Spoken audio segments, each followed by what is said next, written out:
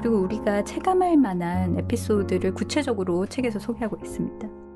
K군과 J양의 에피소드를 예로 드는데요. 예시들을 가지고 한번 해보자. 앞에 얘기들은 추상적으로 얘기를 했어.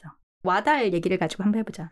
그래, K군하고 J양이 사귀고 있었나 봐. 근데 어느 날 K군이 연락이 안 된대. 집으로도 안 되고 직장으로도 안 되고. 94년도 책을 읽었으니까 아이폰이 없던 세상이겠지? 뭐 회사로 연락했다는 게 나와. 요즘 세상이 뭘까? 카톡도 안 되고 인스타 DM도 안 되는 뭐 그런 걸 거야. 살다 보면 겪는 일이에요. 썸 타는 사이에 갑자기 연락이 뜸해지거나 사귀는 중인데 갑자기 그러거나 뭐 잠수 타거나 사라지거나 그런 경우 있죠. 한 번쯤 겪어볼 수도 있어요. 그래서 제이양이 불안해지기 시작해요. 그가 일부러 내 전화를 안 받는 건 아닐까? 그가 이제 나한테 실증이 나서 피하는 것은 아닐까? 이러다가 그와 헤어지게 되는 것은 아닐까? 나는 남자들에게 인기가 없고 매력 없는 여자인가? 앞으로도 나를 좋아할 남자는 아무도 없는 게 아닐까? 이러다가 금방 노처녀가 되어 평생 시집도 못 가는 것이 아닌가? 지금 제이양이 망상 타임이 시작됐어. 너무 망상이다. 나쁜 생각은 해보면 계속 커지니까. 버림이라도 받은 사람처럼 처량하게 느껴졌어요. 김중수 교수님이 이렇게 말씀하십니다. 그렇게 생각하는 증거가 무엇인가? K군이 제이양에게 실증이 나서 고의적으로 그를 피하려는 증거가 어디 있는가? K군이 그렇게 말하던가? 전에도 지금처럼 회피한 적이 있는가? 그런 경우는 없었나 봐. 제이양이 남자들한테 인기가 없고 매력이 없다고 누가 그러던가? 그 증거가 무엇인가? 그렇다. 그 증거가 있어야 된다. 막연한 추측이나 육감이라던가 기분이 그렇다와 같은 것은 증거가 될 수 없다. 다른 사람도 동의할 수 있는 객관적이고 확실한 증거가 있어야 하는 것이다. 제이양의 생각들이 바로 감정적 판단이며 잘못된 심리 추측, 미래 짐작의 과오에 해당한다고 합니다. 미래의 일에 대해서 아무런 확실한 근거도 없이 부정적이고 불행한 결과를 예측하는 사고방식을 말하는 건데 정신건강에 아주 안 좋다 그래요. 우울증을 유발하고 지속시키는 매우 중요한 요인이다. 이 책을 요약을 해서 들려주고 싶은데 교수님이 팩폭을 하는 문장이 주옥 같고 단어 선택이 너무너무 훌륭해서 버릴 게 없어. 그냥 계속 읽을게요. K군이 제이양을 싫어한다고 말하지 않고 확실하게 고의적으로 회피하는 행동을 보이지 않는 한 제이양의 걱정과 불안은 불필요한 것이며 그로 인하여 자긍심의 저하를 느낄 이유는 전혀 없는 것이다. 다시 한번 확인하자. 자신의 자긍심을 떨어뜨리는 생각의 객관적 근거가 무엇인가? 정말 확실한가? 근거 있어 이러는 거지. 계속 읽어볼까요? 3번. 가능한 다른 해석은 무엇인가? 대안적 해석법이라고 하고 있어. 잘 봐. 제이양이 기분이 좋은 상태였으면 K군이 좀 연락이 안 된다고 하더라도 다른 해석을 찾아냈을 거예요. K군이 바쁜가 보다, 어디 갔나 보다, 뭐 등등등 얼마든지 긍정적인 대안 해석이 가능한데 생각을 좀 바꿔봤다면 제이양의 기분이 그렇게 나빠지지 않고 그런 불필요한 뭐 망상을 좀 덜했을 것이다. 진짜 인정. 오히려 제이양을 슬프게 만든 건 부정적 해석이라는 거지. 성급하게 결론을 내리지 말라 이 소리지. 뭐 다른 가능성도 있을 수 있다. 4번. 사실인지 확인해 보았는가? 이건 질문해 보래. 근데 교수님도 우리 같은 문화권에 잘 맞지 않을 수 있대. 어른한테 뭐요 저거에 묻는 게 약간 건방지거나 당돌하다고 생각하기도 하고 남녀 애정 관계에서도 우리가 대놓고 물어보지 않는 경향이 있다고 하지만 궁금한 거 물어보면서 살면 안 되나? 근데 교수님도 이거 어렵다고 하고 있어. 되게 어려워요. 재치가 있어야 된다. 막 요령이나 용기가 있어야 된다고. 왜냐하면 질문할 때 화를 내거나 변명하지 말고 침착하게 또 상대의 체면이나 자존심을 상처 주지 않고 신문하듯이 말고 야, 너 왜 전화 안 받고 어디 갔어? 이러지 말고 유머 있게 하는 게 건설적인 대화를 하는 게 쉽지 않다고 교수님도 인정하고 있습니다. 한 가지 명심할 일은 우리의 마음속에서 만들어내는 상상 속의 문제보다 실제 현실적 문제가 일반적으로 해결하는 데 스트레스를 덜 준다는 사실이다. 실체가 드러나지 않는 문제에는 신경을 쓰지 말아야 하며 가급적 문제의 실체는 정확히 파악하는 것이 중요하다. 실체가 드러나지 않는 문제에는 신경을 쓰지 않는 게 정신건강에 좋다고 하고 있어. 내가 현실에서 내 눈으로, 내 몸으로 파악할 수 있는 게 아니면 그 부분에 대해서 생각을 좀 줄이는 게 정신건강에 좋아요. 그리고 다음은 만일 그것이 사실이라면 나는 어떻게 되는가의 추리 방법이에요. 만일 그가 실제로 나를 피한다면 그것은 나와의 관계를 끝내겠다는 의미가 된다. 그러면 나는 사랑받을 만하지 못한 사람이 되고 앞으로도 내내 외톨이가 될 수밖에 없다는 의미가 된다. 그렇게 되면 나는 비참한 존재가 되고 나의 인생은 살 가치조차 없는 것이 되고 말 것이다. 왜 이래? 과하게 느껴지는데 우리가 우울한 감정에 대해 무슨 사고방식이 저변에 깔려있나 조금 깊게 들어가 보면 여기까지 갈 수도 있어. 어느 날 갑자기 생긴 게 아니다. 제이양이 평소 사랑이나 결혼에 대해서 자기 패배적인 태도를 좀 갖고 있었던 거야. 그래서 김중술 교수님의 해석을 들어보겠습니다. 1번. 내가 좋아하는 사람과 갈등이나 의견 대립이 생기면 위험하다. 다른 사람과의 관계가 문제가 있게 되면 그것은 대개 그 사람과 내가 헤어지게 되는 것으로 끝난다. 2번. K군이 나를 싫어한다면 그것은 틀림없는 나의 잘못 때문이며 또한 그 같은 사실은 내가 근본적으로 사랑받을 만하지 못하다는 것을 증명하는 것이 된다. 3번. 한 남자가 나를 싫어한다는 사실은 다른 남자들도 나를 싫어한다는 의미가 되며 그렇게 되면 나는 영원히 혼자서 고독하게 살아야 한다. 4번. 내가 만일 영원히 고독하게 살아야 한다면 나의 인생은 살 가치가 없는 것이다. 이게 무슨 소리야?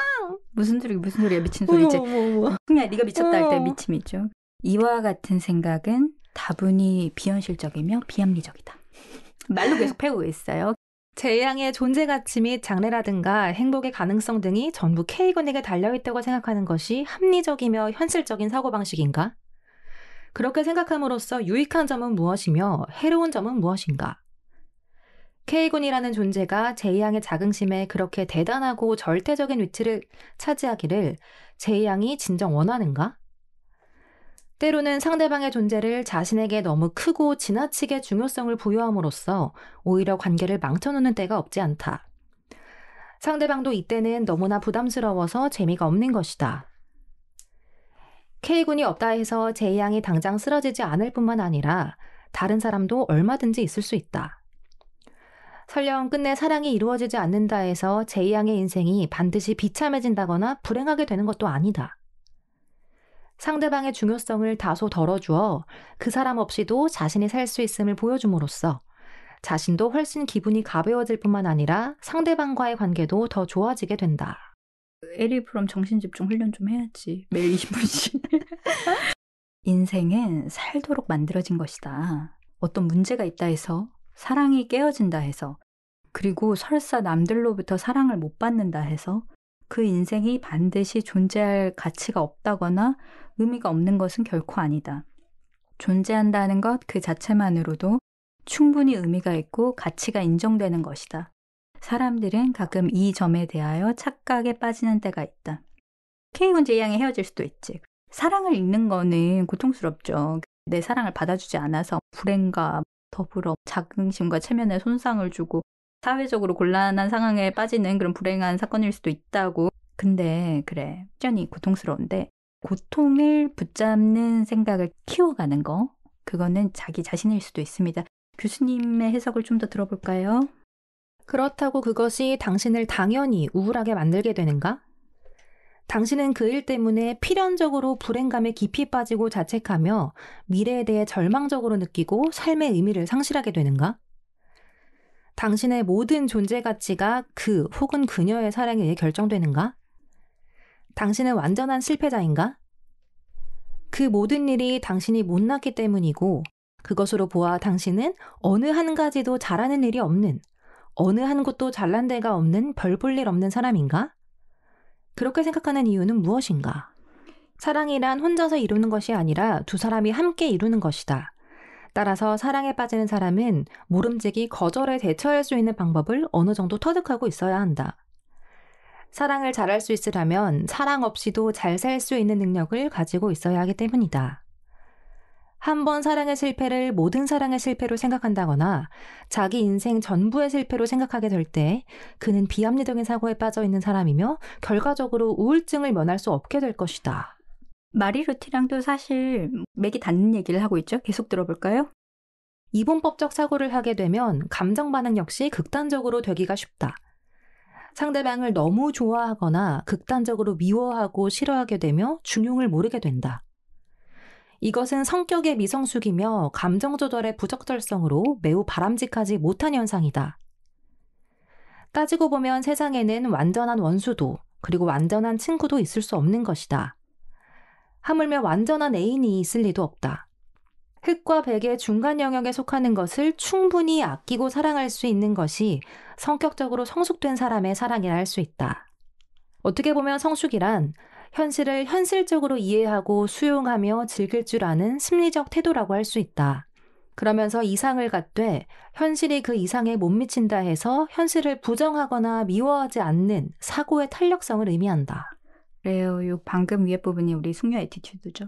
이 세상에 완전히 흰 벽이나 까만 옷감이 없듯이 거기에는 모두 조금씩 덜 흰 부분, 덜 까만 부분이 있다. 어떤 사람도 어떤 감정도 완전한 것이란 없다. 완전치 못하다 해서 화를 내거나 슬퍼하거나 뿌리칠 때 그렇게 했을 때 오는 마지막 결과가 무엇인지 한번 곰곰이 생각해 볼 필요가 있다. 여기 말한 어떤 사람이라는 거에는 남편, 아내, 스승, 제자, 성직자, 정치가 등등등 누구가 됐든 어떤 감정도 완전한 사랑, 완전한 미움, 즐거움, 권태, 우울, 흥분 이런 것도 완전한 건 없어. 어중간한 어딘가에서 우리 살아가고 있거든. 결국에 세상에 있을 수 없는 것을 없다고 보채는 것밖에 안 된다. 완전한 사랑을 주지 않는다고 보채는 것밖에 안 된다 이러고 있어요.